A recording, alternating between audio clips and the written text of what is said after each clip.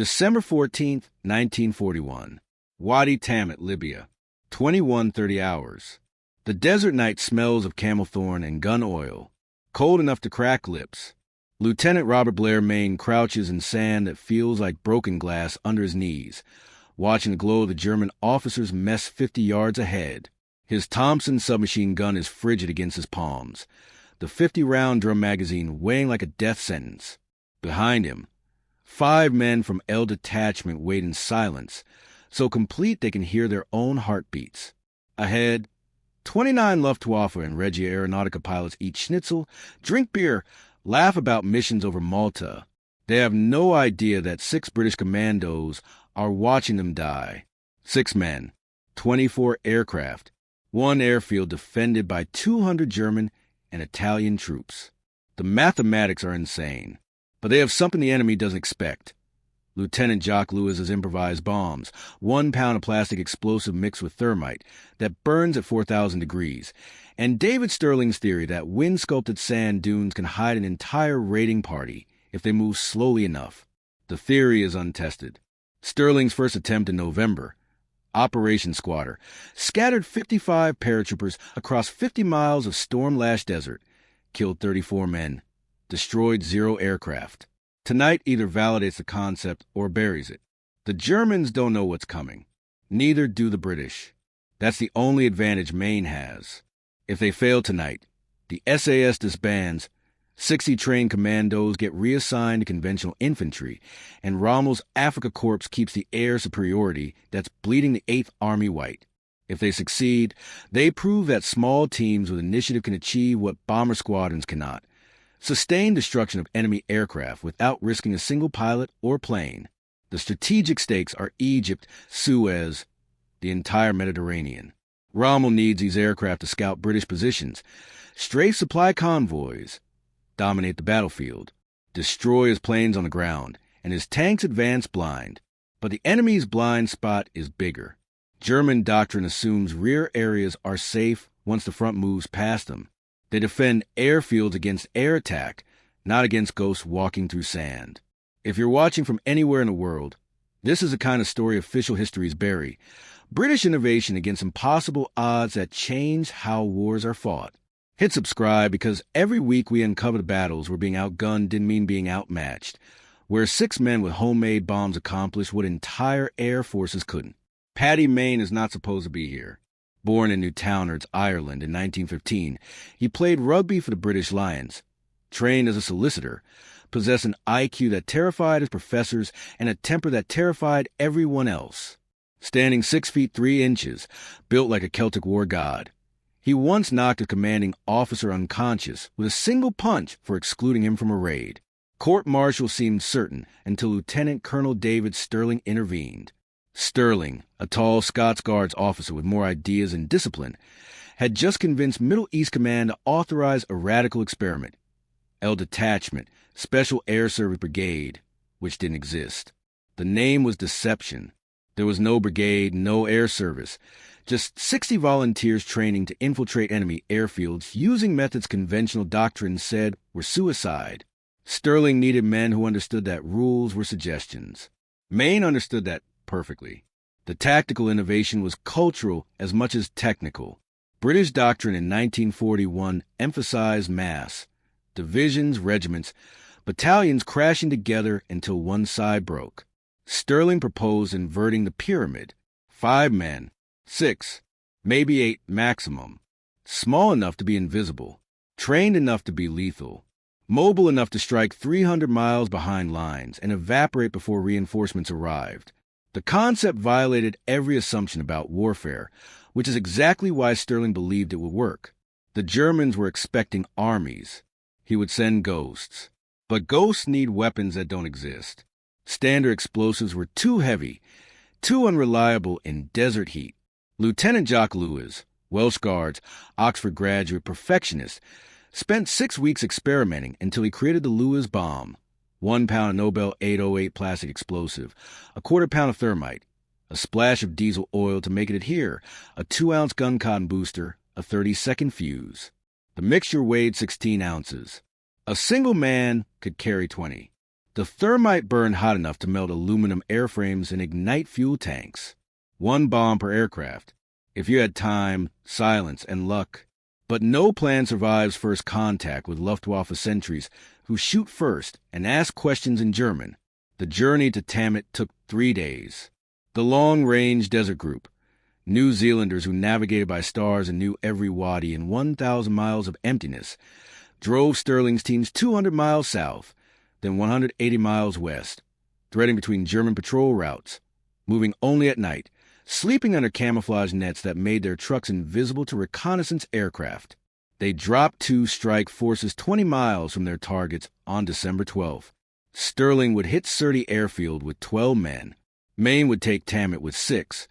Corporals Jim Rose and Bob Bennett, Privates Johnny Byrne, Jimmy Story, and 2 others whose names the record swallowed. The LRDG would return in 72 hours. Miss the rendezvous, and you walk 400 miles to British lines through German-occupied desert. If you survive, the approach took 2 nights. Temperature dropped to freezing after sunset. They moved using Stirling's theory. Wind-sculpted dunes create folds, ridges, depressions that offer concealment if you're patient enough to move 3 yards per minute. German doctrine assumed the open desert provided no cover, so they didn't watch it carefully. That assumption was about to cost them 24 aircraft. By 2100 hours on December 14th, Mayne's team was 50 yards from the airfield perimeter. German sentries walked predictable patterns. 12 minutes per circuit, 3 men visible, probably 4 total. The officers' mess glowed warm. Mayne counted shadows through windows. At least 25, maybe 30. He had 2 options: abort and preserve his team for another mission, or storm the mess and trigger chaos that might provide cover for placing the bombs. The first was safer and accomplished nothing. The second risked 6 lives, but might destroy 24 irreplaceable aircraft. He chose chaos. At 2140 hours, Mayne stands, crosses 50 yards at a dead sprint, and kicks the door off its hinges. The room freezes. 30 faces turn toward the massive silhouette filling the doorway.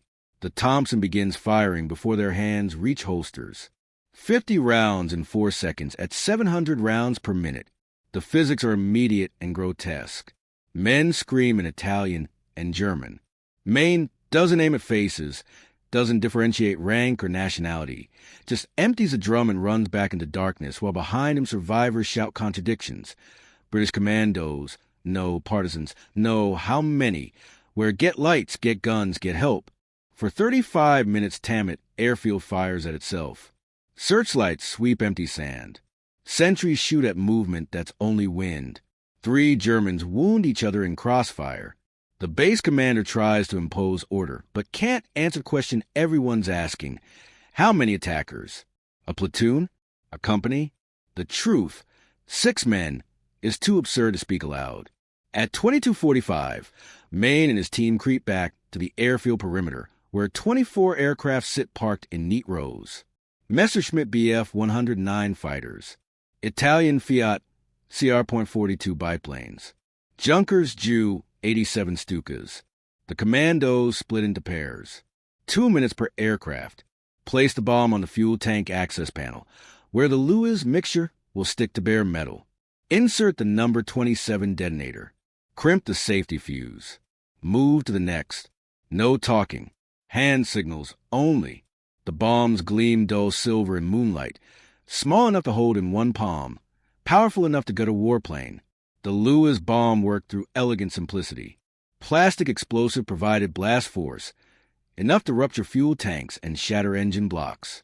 Thermite provided heat, 4,000 degrees Fahrenheit, hot enough to ignite magnesium components and turn aluminum into liquid metal. Diesel oil made the mixture adhesive, so it stuck to curved surfaces. Standard explosives would bounce off or slide down fuselage panels. The Lewes bomb attached like a limpet, detonated where it mattered, and turned aircraft into funeral pyres. One bomb weighed 16 ounces. A stick of standard military dynamite weighed 3 times that and lacked the incendiary effect. The innovation wasn't just technical, it was philosophical. Why destroy an aircraft with brute force when you can ignite it with chemistry? 24 bombs attached. 24 fuses crimped. Mayne's team runs. At 23:28, the first explosion tears an Italian Fiat into aluminum confetti. 4 seconds later, a Messerschmitt fuel tank detonates with enough force to shatter windows 400 yards away. Then the cascade begins, third, fourth, fifth, each explosion triggering sympathetic detonations as fuel ignites and ammunition cooks off. Within 90 seconds, Tamet airfield is an inferno visible for 30 miles. Behind them, German commanders scrambled to comprehend the impossible. The British had stormed their mess, vanished, returned undetected, destroyed 24 aircraft, and evaporated again. The mathematics suggested at least a company strength raid, 120 men minimum. The truth was 6. From Lieutenant Jock Lewes' personal journal, December 15, 1941, Mayne's raid succeeded where ours have failed not because he's braver. We're all equally terrified, but because he understands that rules exist to protect institutions, not accomplish missions. He doesn't ask permission. He doesn't wait for ideal conditions. He acts and adjusts. This violates everything we were taught at Sandhurst, which is precisely why it works against an enemy who expects us to follow our own doctrine. The immediate aftermath revealed the paradox. Mayne's team made the rendezvous with 0 casualties, extracted cleanly, returned to base triumphant. David Stirling's simultaneous raid on Surrey airfield destroyed 0 aircraft. His team got lost in a sandstorm, encountered German patrols, aborted. History now faced an uncomfortable question. Who created the SAS? The visionary who sold the concept, or the weapon who proved it worked? Stirling would get promoted, receive command authority, earn recognition. Mayne would get targets. This arrangement suited both men perfectly, but revealed something a high command didn't want acknowledged, that ideas mean nothing without execution, that founders need craftsmen, that glory and effectiveness rarely coincide. The German reaction was professionally furious. General Lieutenant Fritz Behrlein, Rommel's chief of staff, ordered immediate security, reviews of every airfield between Tobruk and Tripoli. His assessment was coldly accurate. The British have demonstrated that static defense of rear installations is inadequate against determined infiltrators. We must assume any fixed position within 300 kilometers of the front is vulnerable. This was professional respect from an enemy who'd just been humiliated. German doctrine hadn't failed. It simply hadn't anticipated an enemy who rejected conventional doctrine entirely. You can't defend against threats you believe are impossible. That's not stupidity. That's the inevitable lag between innovation and response. On December 27th, they returned to Tamet. The audacity was staggering. German logic assumed no enemy would strike the same target twice in 13 days. So Tamet, having just been devastated, became a staging area for replacement aircraft being rushed forward.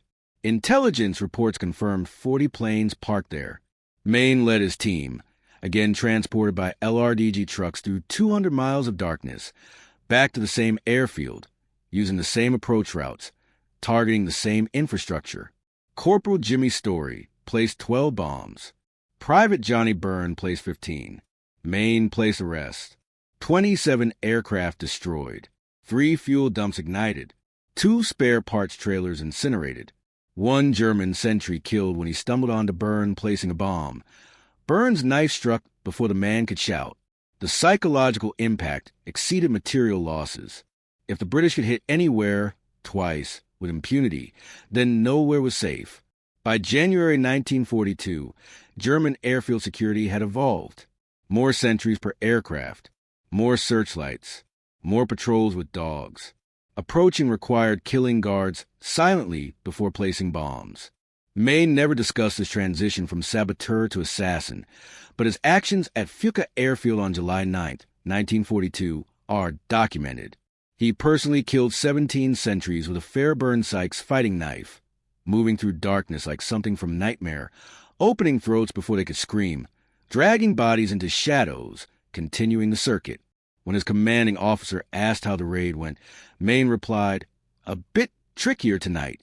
They had posted a sentry on nearly every bloody plane. I had to knife the sentries before I could place the bombs. 17 men doing their duty, defending their posts. 17 young Germans, no different from young British, except the flag they served. History still debates whether this was soldiering or something else? The second moral inflection came during the July 26, 1942, raid on C.D. Hainish Airfield. Mayne led 18 jeeps in a moonlight assault, driving straight into the base at 40 miles per hour, guns blazing, destroying 40 Junkers Ju 52 transport aircraft in 6 minutes. As they withdrew, Mayne's jeep passed a burning Ju 52 with a German pilot trapped in the cockpit, screaming as fire consumed the fuselage. Mayne had two options: stop and attempt rescue, risking ambush and capture, or maintain speed and complete the escape. He maintained speed. The pilot burned. Lance Bombardier John Robson, the only British casualty that night, was shot during the withdrawal. Mayne saw the German burn. He couldn't save Robson. Whether these facts are connected, whether mercy toward enemies costs friendly lives, whether that calculation even makes sense in combat, these are questions Mayne never answered, and historians still argue. By October 1942, the SAS was conducting 16 raids per week along Rommel's 400-mile supply line between Tripoli and El Agheila. They'd evolved from foot infiltrators to motorized raiders, jeeps mounting twin Vickers, guns firing 1,200 rounds per minute, and rear-swiveling .50 caliber Brownings. German convoys crawling east now faced British commandos emerging from darkness, pouring fire, then vanishing. Luftwaffe pilots faced nightly destruction of their aircraft by enemies who materialized out of empty desert. The cumulative effect was strategic paralysis. Rommel's forces couldn't operate at night. His supply situation deteriorated from critical to catastrophic. Air superiority meant nothing if planes sat burning on runways. Tank columns meant nothing if fuel trucks never arrived. The strategic impact crystallized at El Alamein.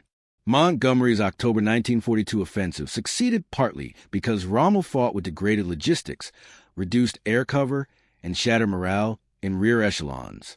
The SAS did in El Alamein. The Eighth Army did that through conventional firepower and numerical superiority. But the SAS made victory possible by ensuring Rommel's Afrika Korps operated at 60% effectiveness when it needed 100% to survive. Between December 1941 and January 1943, Mayne's teams destroyed over 400 Axis aircraft. The entire RAF Fighter Command shot down 450 German aircraft during the same period. 600 SAS troopers accomplished what 50,000 RAF personnel did, at a fraction of cost, without losing a single friendly aircraft. British newspapers reported the raids as daring commando actions behind enemy lines, without specifics. German radio announced terrorist attacks by British irregulars repelled with heavy enemy losses. The truth was surgically precise. Between December 1941 and Mayne's capture in January 1943, the SAS conducted 127 raids, destroyed 418 aircraft, killed approximately 800 enemy personnel, captured 230 prisoners, and suffered 89 killed, 34 captured, 26 wounded. Mayne personally destroyed over 100 aircraft and earned 4 Distinguished Service Orders, a decoration normally given once for extraordinary valor. For men, he performed extraordinary acts so routinely they became his job description. The Germans assumed rear areas were secure once front lines moved past them. British doctrine assumed strategic bombing was the only way to destroy massed aircraft. Both assumptions met reality in Libyan sand. German airfield security evolved from casual to paranoid, diverting infantry from frontline combat to guard duty. British High Command learned that asymmetric warfare wasn't desperation. It was doctrine. Small teams with training and initiative could achieve strategic effects impossible for conventional forces. This wasn't luck. This was British adaptability weaponized, the cultural trait of muddling through refined into military art. The tally tells a story in numbers that strategists understand. SAS casualties, 89 killed, including Jock Lewes, killed December 30th, 1941, by Luftwaffe strafing. 34 captured, 26 wounded. Axis losses, 418 aircraft destroyed, 127 supply trucks destroyed, 43 fuel dumps ignited, approximately 800 personnel killed. Awards for Distinguished Service Orders to Mayne, Distinguished Service Order to Stirling, Military Crosses to Lewes, posthumous, Rose, and Bennett.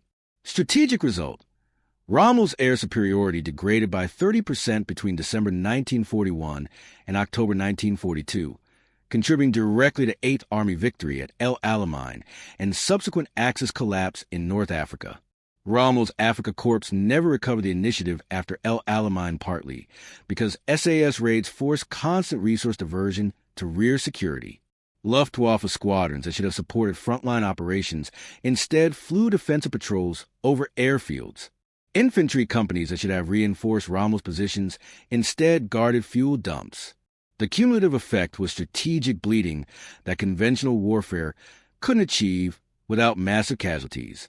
Operation Torch, Allied landings in French North Africa in November 1942, became feasible because Axis forces were overstretched, undersupplied, and demoralized by an enemy they couldn't see, couldn't predict, and couldn't stop. This operation proved that asymmetric warfare isn't desperation, it's science. Small teams with superior training, operational flexibility, and strategic focus can achieve effects disproportionate to their size when they exploit enemy assumptions. The principle transcends military operations. In technology, small teams disrupt established industries. In politics, grassroots movements topple regimes. In business, startups destroy corporate giants. The pattern repeats. Concentrated expertise plus operational freedom plus willingness to violate doctrine equals disproportionate impact. Today, when decentralized organizations challenge centralized institutions, when encrypted communications networks enable resistance movements, when small teams of engineers build products that reshape industries, the lesson remains. Being outmatched isn't the same as being beaten if you fight differently. The SAS proved that numbers matter less than training, that mass matters less than speed, that doctrine matters less than reality. Every special operations force since Navy SEALs, Delta Force, Russian Spetsnaz, Israeli Seret Makul, descends for what Stirling conceived and Mayne executed in Libyan sand. December 14, 1941, 6 men with homemade bombs destroyed 24 aircraft and validated a theory that changed warfare. Paddy Mayne stood in freezing desert darkness, watching German pilots eat dinner, knowing that in 30 minutes those men would be dead or the mission would fail. He didn't know if he'd survive the night, but he knew the aircraft wouldn't survive his success. If this story made you rethink what's possible when innovation meets audacity, share it, because the lesson isn't that we need more warriors. The world has enough. The lesson is that we need more people willing to question assumptions, try methods that doctrine says won't work, and prove that being outgunned only matters if you fight their fight instead of yours. Next time, the British submarine that surfaced inside an enemy harbor, and why the Germans never saw it until the explosion.